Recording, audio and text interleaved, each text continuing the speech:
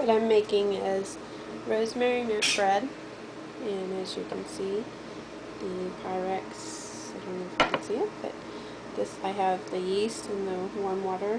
It's 1 cup of warm water and 1 package of yeast, 1 little package.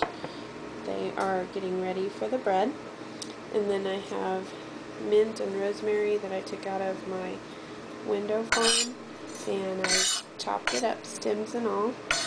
And the sounds in the background are the dishwasher and the birds who love to talk or scream when I'm cooking, so ignore them. But I chopped the mint and the rosemary up, stems and all. I just get a big knife and go to town so that I don't waste any of the plants since they take so long to grow. Okay, so I'm starting the flour mixture with 1 cup of flour in the mixer. So I'm going to add just a dash of salt. I use about a ½ teaspoon. I don't put very much in of salt. I'm going to start mixing that up while the yeast is setting.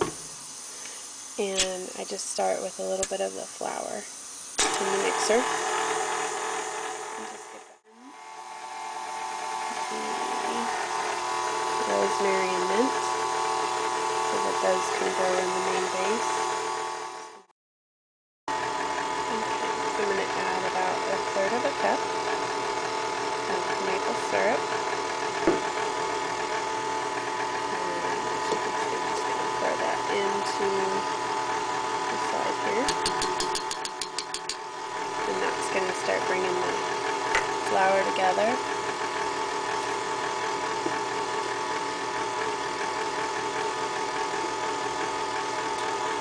And I'm also going to add 2 tablespoons approximately of olive oil. And I just pour that in the side. And I'm going to start adding more flour. So far we have 1 cup in there. I'm going to put about 3½ to 4 cups total. So what I do is I just kind of sprinkle it into the side here. And again, the sounds that you hear in the background are my dishwasher. I'm always doing dishes. So.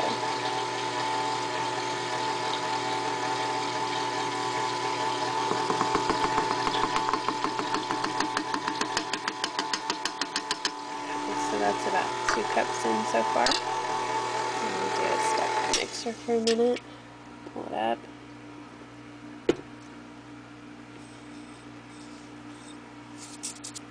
I always get flour everywhere when I make bread. And scrape the sides.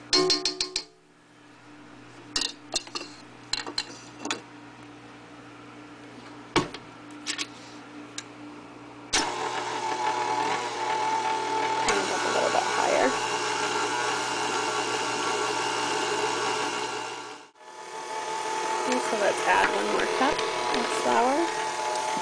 As you can see, I just kind of approximate my flour.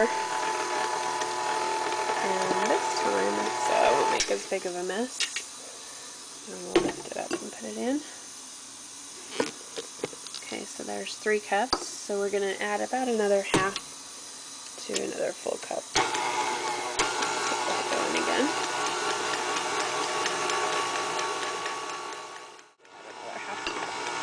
I'm going to go ahead and add just another ½ cup until I get the yeast in, and then see how it does. So I'm going to go ahead and put that in.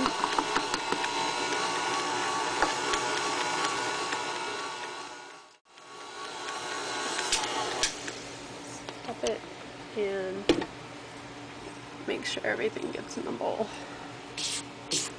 In the center of the bowl.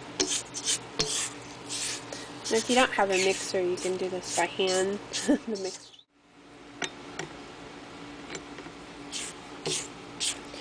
Now if you'll notice in this recipe I didn't add any type of egg or anything. I'm using the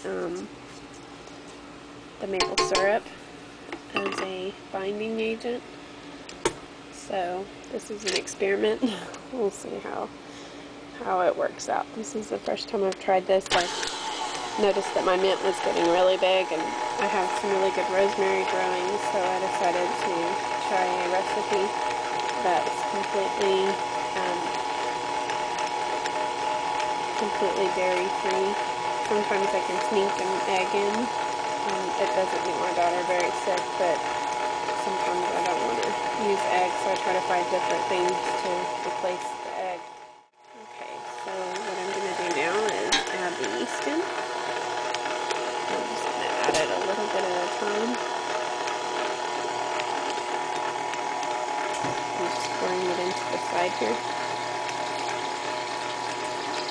And the dough hook picks it up and really brings together that flour mixture.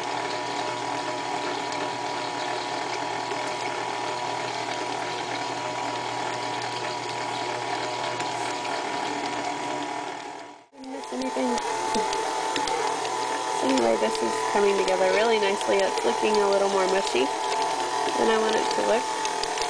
So I am going to actually add more flour. So we have about 3.5 cups in there so far. I'm going to put another good cup. I can hear it mush. I don't know if you can hear that over the dishwasher, but it sounds like it's mixing liquid kind of, and we don't like that. It's got to be smooth and elastic. So let's see how this works out. And sometimes, you know, especially with bread, it's just an experiment. Sometimes you can't follow a recipe exactly. Sometimes I have to add or take away or substitute to make sure that I get the right consistency, because it's that consistency that's going to make your bread either good or bad. So it looks like maybe that might be enough flour, so I put about another 1/2 cup in, so that's 4 cups. So let's see how that turns out.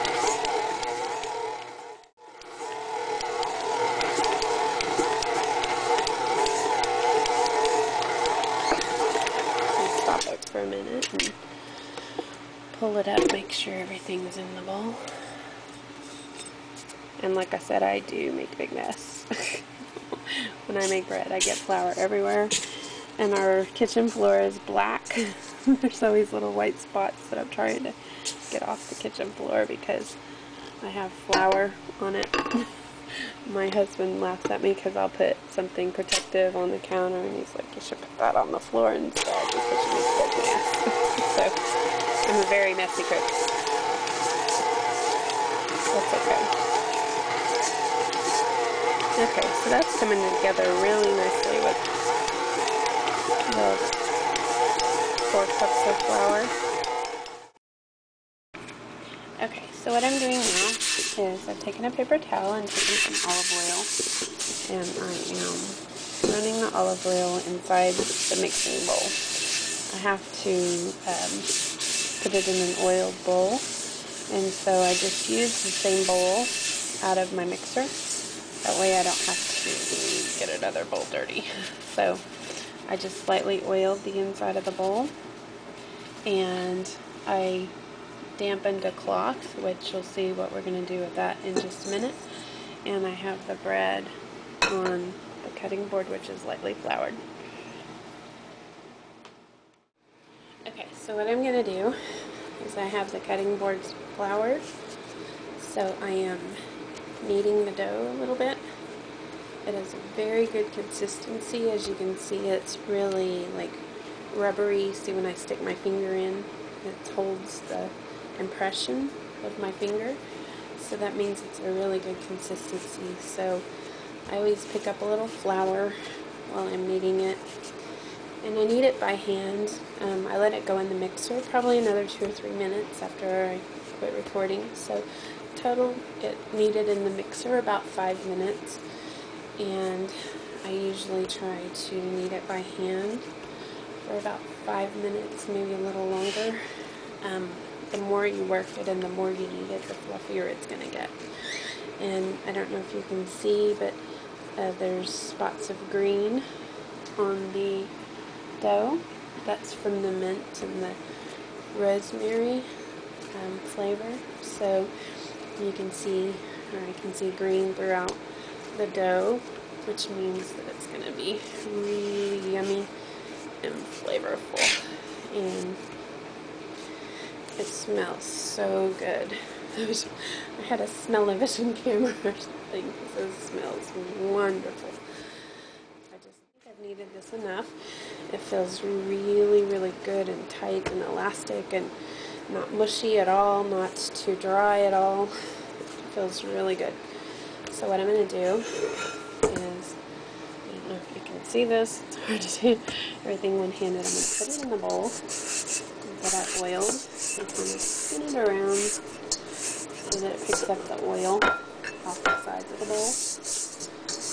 And then what I'm going to do is stick it in the bowl, and I have this cloth, this dish towel, that I dampen on top of the bowl, like this. It's just a dampened dish towel over the top of the bowl, and I'm going to let it sit for about an hour or until the dough rises to twice its size. And as you can see right now, the dough is pretty far down there in the bowl. So I'm going to set my kitchen timer for an hour and go do some work and then come back. So I'll see you then. Okay, so it's been over an hour, and as you can see, the bread has risen quite a bit. It's over double its size. So I'm just going to take the cloth off and set it aside. And I'm going to deflate the dough. I don't know if you can hear it going down. It's deflating like a ball. And I'm going to put it back onto the cutting board.